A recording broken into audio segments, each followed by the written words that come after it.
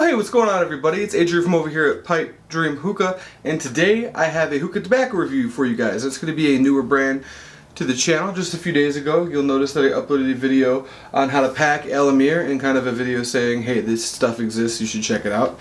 And this is going to be the follow-up video where I review the flavor that I packed.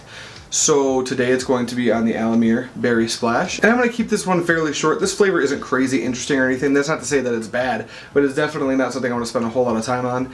And then I have a few other reviews that I want to get going for you guys that are a little bit more up to date or a little bit more exciting. But this is something I definitely want to let you guys know about because this is a new flavor to the Amir line.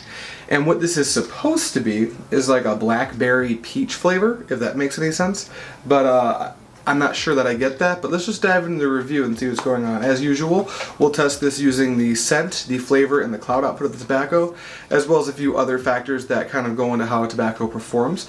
But let's go ahead and start with the scent of the tobacco.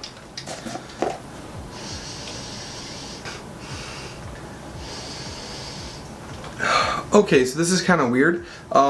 Based off the scent, I don't know how good this is going to be. It smells like a 50-50 mix between a lot of chemicals and some really fruity stuff. I'm not sure if I can pick out any individual fruit that's on the container from the scent of the tobacco. Maybe peaches very vaguely, but that could just be me looking at the actual container as well. So we'll check that out more in the flavor profile. But yeah, as far as the scent goes, this stuff actually smells very chemically, which I don't enjoy, but I have had tobaccos that smell like chemicals and taste pretty good. I don't know what the deviation is there, but we're gonna have to wait for the flavor profile. Really quickly, our setup is just gonna be the Aviator hookah with the Thunder Slim hose and the Kaya Shisha handle put on top of it.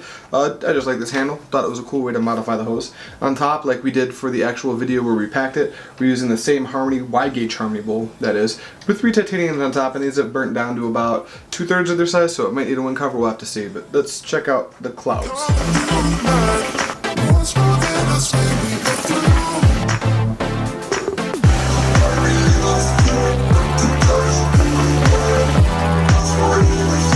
So yeah, we're obviously going to have no complaints in the cloud department. This stuff actually produces pretty insane clouds. That said, it does take a few minutes for this shisha tobacco to really start heating up and producing clouds. I was a little worried during my first few bowls of this because the first like 5 to 7, 8 minutes it wouldn't really produce clouds, but once this whole bowl kind of heats up and is being heated from all sides, it will produce awesome clouds.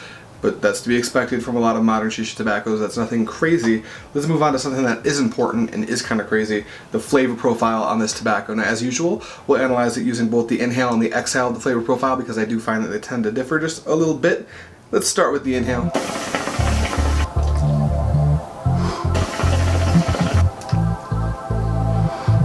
This is going to come across as a candied flavor. Now those chemicals that I was smelling, they aren't translating so much. You do kind of get them a little bit in the background, very vaguely. It's nothing that's going to ruin the flavor for me though, to be honest with you. It kind of just tastes like a peach with some like vague berry notes in the background. I'm not pulling out blackberry or blueberry or raspberry or anything like that. And there's definitely like this really sweet overtone over the whole flavor that makes me think it's a candy flavor. Now, I don't know if this is what's advertised. I'm not really sure what type of flavors that Amir usually makes, but this is not a bad thing. It's not exactly what I'm into. I'm not a huge candied flavor fan, but the inhale is going to be like a candied bouquet of different artificial fruits, and there's nothing wrong with that. I know in the past I've kind of given tobaccos crap for being too candy-like, but typically I have a little more experience with that particular brand of tobacco. So I'm going to give this one a bit of a pass for it because a lot of people do like candied flavors. That said, let's move on to the flavor profile on the exhale.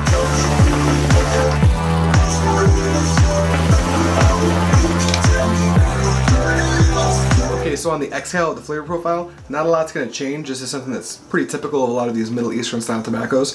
The flavor profile doesn't so much change at all between the inhale and exhale as it gets a little bit weaker, and I notice that the chemical notes start to come out a little bit more, not in a bad way. It doesn't really make me nauseous or anything like that, but there are going to be some kind of chemically notes. You don't know what's going on in there.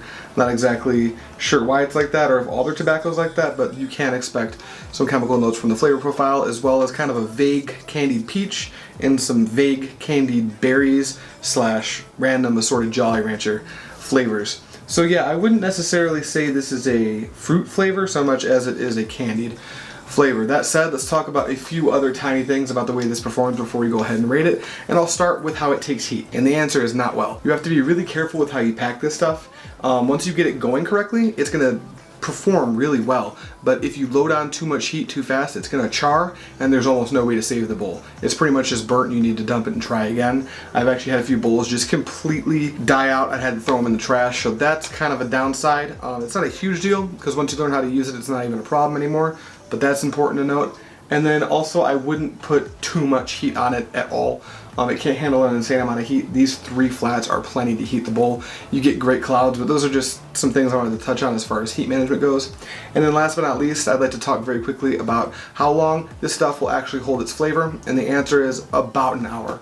If you're gonna go 1 round of flats, utilizing a wing cover to squeeze that last 15 minutes to make it a full hour, you're gonna be pretty happy. But if you're wanting to do like 2 rounds of coals, you can forget about it. You're not really gonna be able to squeeze that long of a session out of this tobacco. What's gonna happen in that second round of coals is you're gonna be smoking ash, and it's gonna be really bad, and I do not recommend it. That said, I'd like to rate this stuff really quick for you guys on the 7 scale, and off the back of my head, I think this stuff has to get a solid 5 out of 7. I'm not going to highly recommend it because I don't necessarily like the flavor profile itself, and to be honest, it could perform a little bit better, but the flavor is pretty unique. I do enjoy it, and I've had some of the other flavors, and I do think they're pretty good as well. The next one's actually going to be on the gum with mint flavor, which, spoiler alert, it's actually pretty solid. The only reason it's not going to dip below a 5 out of 7 is because even though it does have some performance issues, once you learn the tobacco, you're not really going to have any type of problems with the tobacco itself. And it's not going to go above that, obviously, because it doesn't perform very well. I don't think the flavor's that good. For me personally, it's probably more like a 4 out of 7, but I feel like a lot of people like candied flavors, so I'm going to just push it up to that 5 out of 7, and hopefully some of you guys try it, and hopefully some of you guys like it. Oh, and really quickly, I'd like to tell you guys we can pick some of this stuff up. I'd head over to 5 Star Hookah. They actually sent me these samples to test out for you guys. They have a pretty vast selection of different tobaccos, pretty good customer service, but I have this other thing that makes it pretty enticing to order from them, and that's going to be this coupon code right here. Am I pointing the right way? This new camera's throwing me off. It's going to be PIPED15, PIPED15, and that's going to get you 15% off your entire 5 Star Hookah order, excluding what's already on sale, because they cannot be giving you guys stuff for free. That's just going to about do it for this review on the Amir Berry Splash. Thank you guys so much for watching, and as always, happy smoking.